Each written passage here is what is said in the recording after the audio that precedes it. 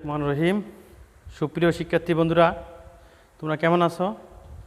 আশা করি এই করোনা ভাইরাসের শেষ মুহূর্তে ভালো আছো এবং বাড়িতে আছো, এবং তোমাদেরকে সবাইকে ভালো থাকতে হবে, কারণ প্রতিকূল পরিবেশের সাথে টিকে থাকাই হলো যে কোনো জীবের জন্য অভিযোজন বা টিকে থাকতেই হবে, এটাই বুদ্ধিমানের কাজ।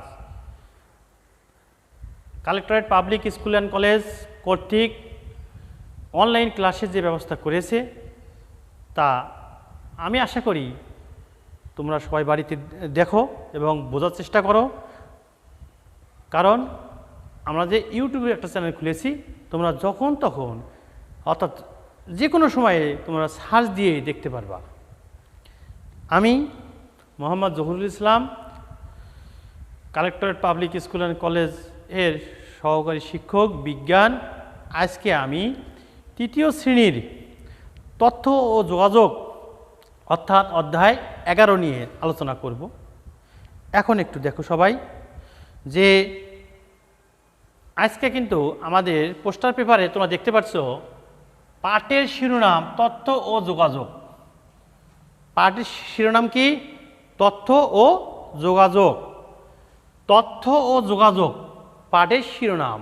অন্যতম কিন্তু একটা কথা, অন্যতম কিন্তু একটা ভূমিকা, অন্যতম ডিজিটাল যুগের কিন্তু অন্যতম একটা বৈশিষ্ট্য তথ্য ও যোগাযোগ।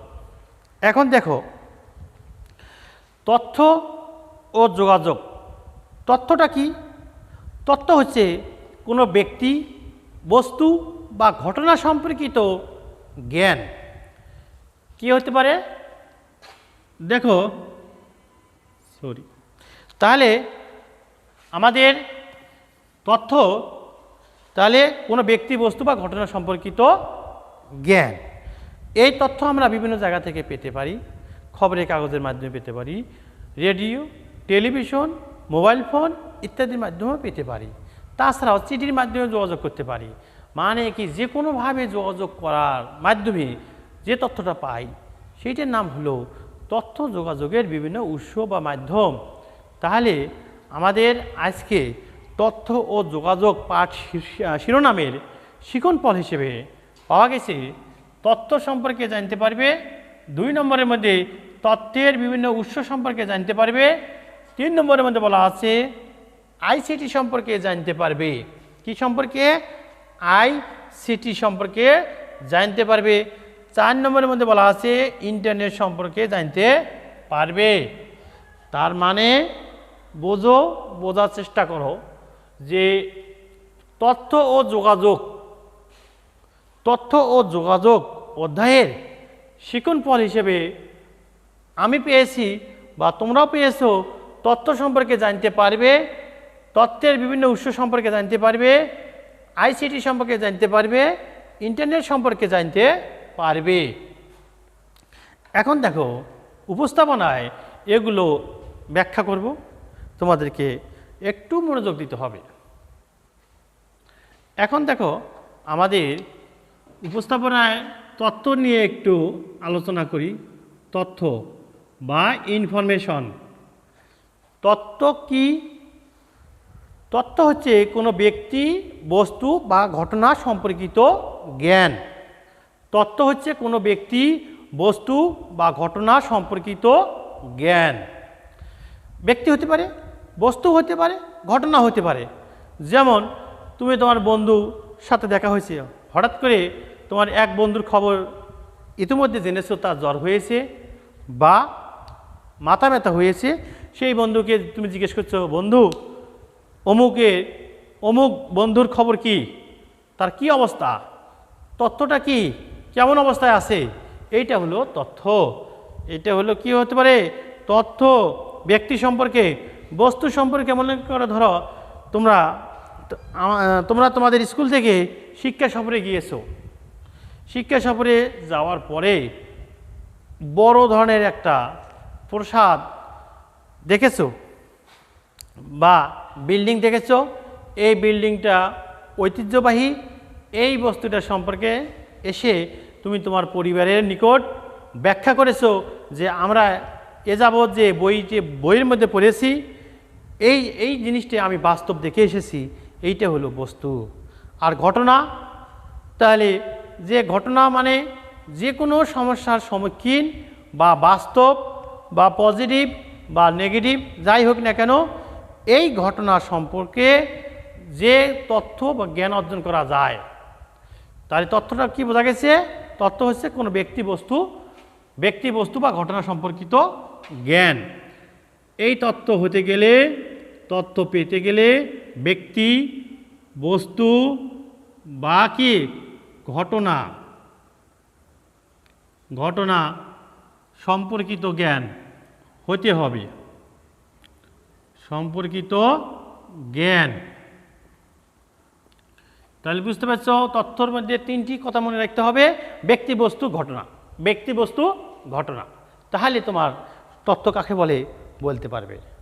এখন দেখো যে আমরা এখন তথ্য সম্পর্কে জানতে পেরেছি। এখন দেখো যোগাযোগ, যে কারোর সাথে যে কোনোভাবে দেখা বা কথা বলার চেষ্টা বা আদান প্রদানটাই হচ্ছে যোগাযোগ। এই যোগাযোগটা বিভিন্ন উপায় হতে পারে, চিঠির মাধ্যমে হতে পারে, মোবাইল ফোনের মাধ্যমে হতে পারে, বা টেলিভিশনের মাধ্যমে হতে পারে, খবরের কাগজের মাধ্যমে হতে পারে, বিভিন্ন মাধ্যমে যোগাযোগ করা যেতে পারে। তাহলে এখন দেখো যে তথ্য যোগাযোগ কি বুঝতে পারছ? হ্যাঁ, এখন তোমরা এই দিক তাকাও, যে এখানে তাকাতে হবে তথ্যের উৎস। তথ্যের কি উৎস? তথ্যের বিভিন্ন উৎস রয়েছে।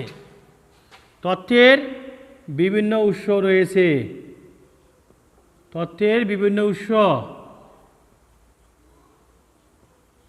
তথ্যের বিভিন্ন উৎস।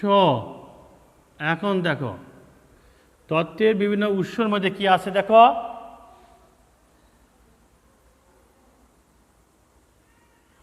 তথ্যের বিভিন্ন উৎস বা সোর্স বলা হয়।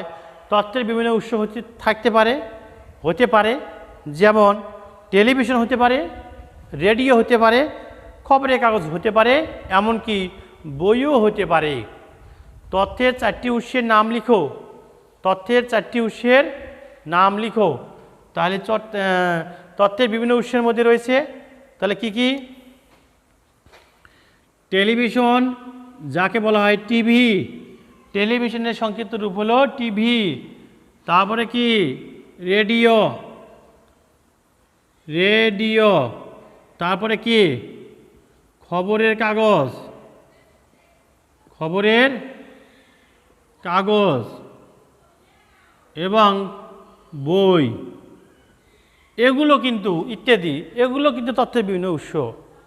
এই তথ্যের বিভিন্ন উৎস যদি না থাকে তাহলে আমরা তথ্য পেতে পারি না বা যোগাযোগও করতে পারি না। তার মানে দেখো তথ্যের সাথে তথ্যের বিভিন্ন উৎস যে রয়েছে, এমন একটা সম্পর্ক আছে, পার্ট অ্যান্ড পার্সেল যাকে বলে, নিবিড় সম্পর্ক রয়েছে। একটিকে বাদ দিয়ে অন্যটি আমরা কল্পনাই করতে পারি না। তাহলে তথ্যের বিভিন্ন উৎস সম্পর্কে কি বুঝতে পেরেছ?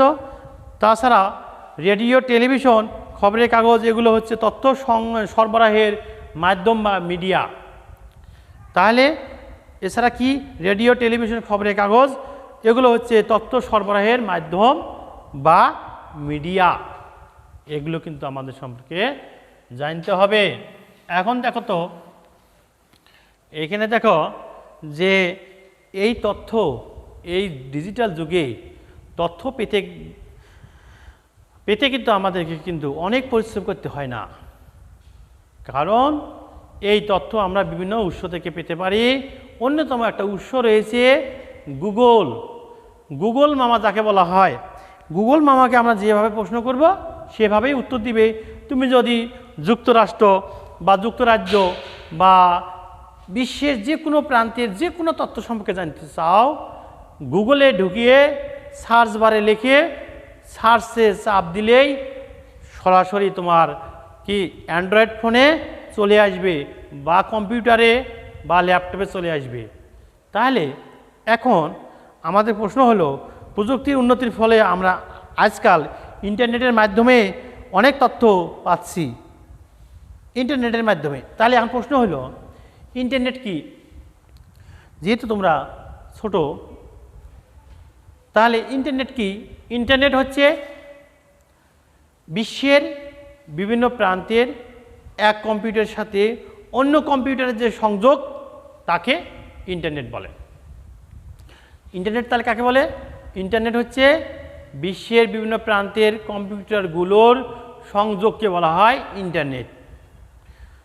এই ইন্টারনেট কিন্তু সর্বপ্রথম যুক্তরাষ্ট্রে চালু হয়েছে 1969 সালে। মনে থাকে যেন, ইন্টারনেট সর্বপ্রথম চালু হয়েছে কত সালে? 1969 সালে। কোন দেশে?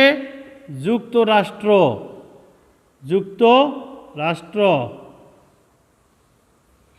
যুক্তরাষ্ট্রে কিন্তু 1969 সালে ইন্টারনেট চালু হয়েছে।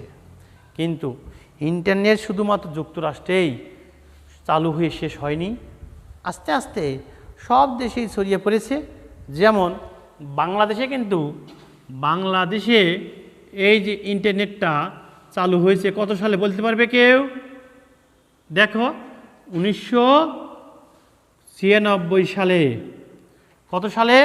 1996 সালে আমাদের এই বাংলাদেশে ইন্টারনেট চালু হয়েছে। অর্থাৎ যুক্তরাষ্ট্রে যে চালু হয়েছে 1900 সালে? 69 সালে। এইটাকে 9টা এখানে দিও, 6টা এখানে দিয়ে দাও। অর্থাৎ 6-9-কে 9-6 পরিণত করো। অর্থাৎ 6-9-কে কি 9-6। আবার কিন্তু বলা আছে 9-6 মানে কিন্তু অন্য জায়গায় উপরি ক্লাসে বা তোমাদের বাংলা দ্বিতীয় পত্রে বলা আছে 9-6 মানে কি অপচয় করা। সেইটা ভি আবার 9-6 কিন্তু তা নয়, কিন্তু অপচয় করা নয়। তাহলে যুক্তরাষ্ট্রে হচ্ছে কত সালে ইন্টারনেট চালু হয়েছে? 1969 সালে। আর বাংলাদেশে হয়েছে 1996 সালে। এখন এই ইন্টারনেটের মাধ্যমে যে কোনো তথ্য, যে কোনো ব্যক্তি, বস্তু বা ঘটনা সম্পর্কে তথ্য পাওয়াটা যে এত সহজ হয়ে দাঁড়িয়েছে, তোমরা পরবর্তী ক্লাসে বা বড় হলে আরও বিস্তারিত জানতে পারবে।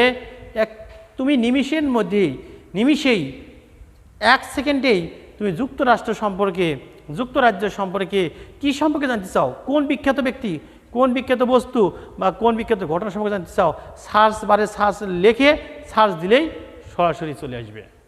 মনে রাখতে হবে। আবার কিন্তু মনে রাখো, অন্যদিকে চলে যায়, একটি মানুষের মস্তিষ্ক বা ব্রেন 10 লক্ষ জিবির সমান। এটা মনে রাখতে হবে। একটি মানুষের মস্তিষ্ক বা ব্রেন 10 লক্ষ জিবির সমান।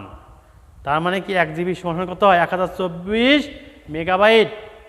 তার মানে দেখো, একটা মানুষের মস্তিষ্ক সামান্য 10 লক্ষ গিগাবাইট, যাকে বলা জিবি সমান যদি হয়ে থাকে, আমরা আমাদের মস্তিষ্কে কিছু তথ্য আমরা সাপ্লাই করতেছি না বিধায় আমরা মনে করি যে কত কঠিন। কিন্তু না, চেষ্টা করো, জানতে পারবা। অনেক চেষ্টা করতে হবে। শুধুমাত্র তাই নয়, তোমাদেরকে স্বপ্ন দেখতে হবে। স্বপ্ন এমনভাবে দেখতে হবে, সেই স্বপ্নের দিকে লক্ষ্য করিয়ে সামনের দিকে অগ্রসর হতে হবে। বুঝতে পারছো বন্ধুরা? এখন দেখো, অন্যদিকে যাই। তাহলে ইন্টারনেট আমরা বুঝতে পেরেছি যে বিশ্বের বিভিন্ন প্রান্তে কম্পিউটারগুলোর সংযুক্তকারী বিশাল নেটওয়ার্ককে বলা হয় ইন্টারনেট। এখন দেখো, তাহলে আমরা জানতে পেরেছি, তাহলে নতুন কিছু শিখতে হলে আমাদের তথ্য জানতে হবে। সঠিক সিদ্ধান্ত নেওয়ার জন্য প্রয়োজনীয় তথ্য জানা খুবই জরুরি। বোঝা গেছে? তথ্য জানার পাশাপাশি অন্যদের তা জানাতে হবে। শুধুমাত্র তথ্য যে তুমি নিজে জানতে পেরেছো তা নয়, এই তথ্যটা অন্যদের কাছে পাঠাতে হবে যদি সেই তথ্যটা সঠিক হয়ে থাকে। তাছাড়া কিন্তু অন্যরা জানতে পারবে না। মনে করো, ধরো যে তুমি টেলিভিশনে জানতে পেরেছো যে আগামী 7 দিন তুমুল বা বজ্র বৃষ্টিপাত হতে পারে বা ঘূর্ণিঝড় হতে পারে। যদি তুমি এইটুক জানতে পেরেছো, কিন্তু তোমার এক বন্ধু সে সেই সময় বা খবরটা দেখতে পারেনি বা পরে খবর দেখেনি, তখন তুমি তোমার এই তথ্যটা তোমাদেরকে কি পার্শ্ববর্তী যে সমস্ত মানে ভাই বা বোন আছে, বন্ধু বা বান্ধব রয়েছে, তাদেরকে জানাতে হবে যেন তারা সহজে বিষয়টা জানতে পারে। এই তথ্যটা জানতে পারলেই তখন তাদের আর বিপদ হবে না, তখন তারা সচেতন হয়ে দাঁড়াবে। বুঝতে পারছো? তাহলে আমাদের কিন্তু তথ্য জানতে হবে অনেক, কিন্তু তথ্যটা সঠিক পদ্ধতিতে ব্যবহার করতে হবে। তাহলে আমাদের কাজ হলো যে তথ্যের আদান প্রদানও করতে হবে। তথ্যের আদান প্রদান কীভাবে করা যাবে? খবরের কাগজ, বই বা রেডিও বা টেলিভিশন বা কম্পিউটার, এরকম বিভিন্ন রকমের প্রযুক্তির উদ্ভাবন করেছে। এগুলোর সাহায্যে আমরা তথ্যের কী করতে পারবো? আদান প্রদান করতে পারবো।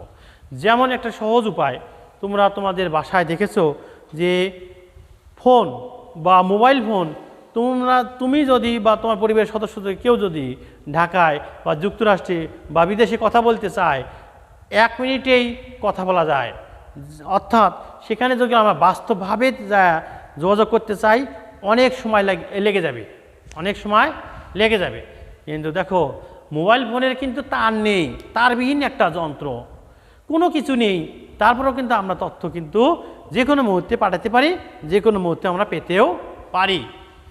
তার মানে যে তথ্য সরবরাহের মাধ্যম বা মিডিয়া হিসেবে এগুলো পরিচিত। তাহলে বুঝতে পারছো বন্ধুরা?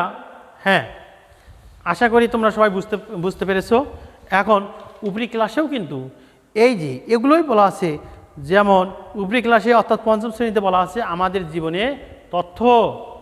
তোমাদের বই দেওয়া আছে কি বলা আছে? তথ্য ও যোগাযোগ। তথ্য ও যোগাযোগ সম্পর্কে আরেকটি দেখো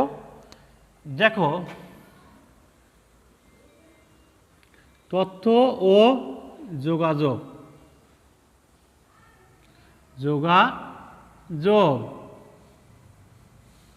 যাকে কি বলা হয়? আইসিটি। কি বলা হয়? আইসিটি। এখন তথ্য ও যোগাযোগটা দেখো, এখন যদি পরীক্ষা থাকে বা বাংলাও থাকতে পারে, আইসিটি কি? আইসিটি একই কথা, কিন্তু তথ্য ও যোগাযোগ প্রযুক্তিকে বলে আইসিটি বলে। তথ্য ও যোগাযোগ প্রযুক্তিকে বলে কি? আইসিটি। বা ইংলিশে দেওয়া থাকলো আইসিটি এর পূর্ণরূপ লিখো। তাহলে দেখো আইসিটি পূর্ণরূপ দেখো, ইন্টারন্যাশনাল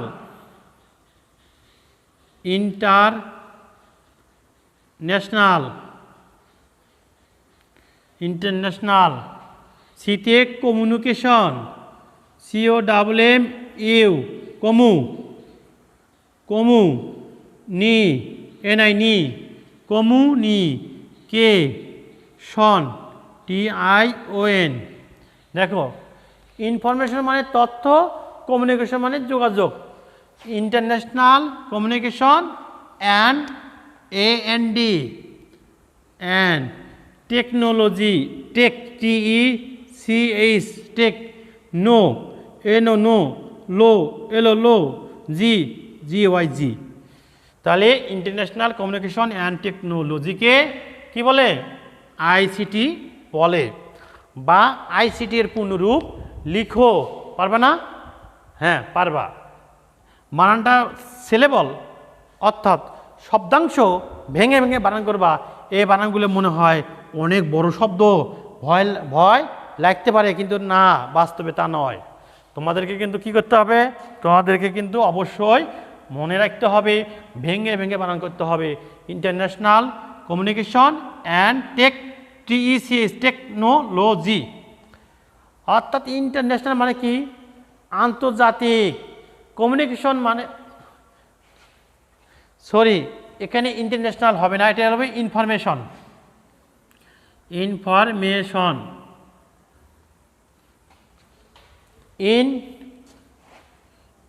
কি?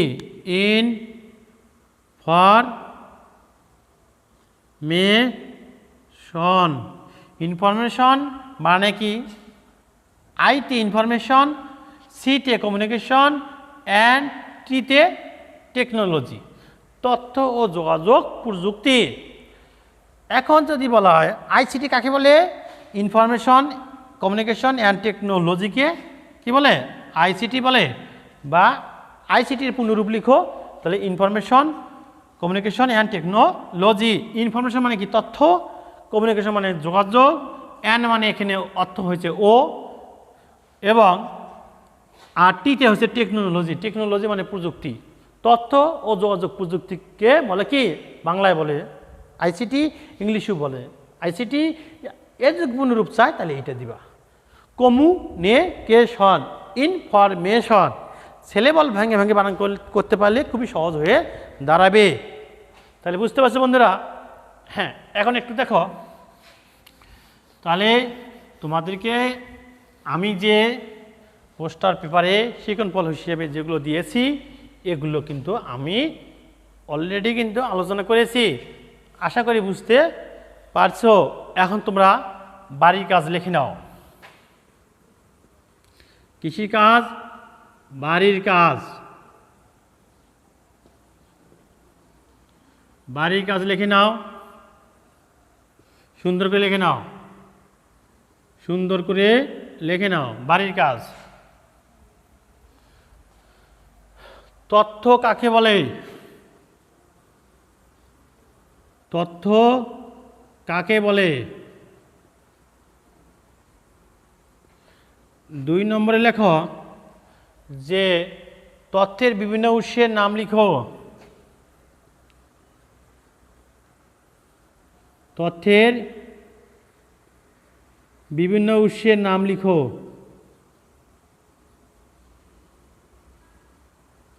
তথ্যের বিভিন্ন উৎসের নাম লিখো। 3 নম্বরে দেখো যে আইসিটি কাকে বলে? আইসিটি কাকে বলে? আইসিটি কাকে বলে? এই 3টি তোমাদের বাড়ির কাজ, এগুলো সুন্দরভাবে করবে। তারপরও যদি তোমাদের বুঝতে সমস্যা হয়, আমাদের ফেসবুক চ্যানেল বা ইউটিউব চ্যানেল দেওয়া আছে, এখানে যায়া কমেন্ট বক্সে মন্তব্য লিখবে, আমরা উত্তর দেওয়ার চেষ্টা করব। আশা করি তোমরা ভালোভাবে বুঝতে পেরেছো, এবং পরের ক্লাসেও কিন্তু এই পড়াগুলোই দেওয়া আছে, এগুলোই দেওয়া আছে, যাতে তোমরা সহজভাবে বুঝতে পারো সে সম্পর্কে কিন্তু তোমাদের নিচের ক্লাসে দেওয়া আছে, উপরি ক্লাসেও কিন্তু একটু দেওয়া আছে বেশি আকারে, যাতে তোমরা ভালোভাবে বুঝতে পারো। এইভাবেই তৈরি করা হয়েছে। তাহলে বাড়ির কাজটা সুন্দরভাবে লিখে নাও। তথ্য কাকে বলে? 2 নম্বরে হলো তথ্যের বিভিন্ন উৎসের নাম লিখো। 3 নম্বর হলো কি? আইসিটি কাকে বলে। তাহলে তোমাদেরকে ধন্যবাদ। ভালো থাকো, ভালো থাকতে হবে। আর কিছুদিনের মধ্যেই তোমাদের স্কুল খুলে দিবে। তাহলে বর্তমানে কিন্তু করোনা ভাইরাস শেষ পর্যায়ে বা নেই বললেই চলে, তারপরও সাবধানে থাকতে হবে। ধন্যবাদ।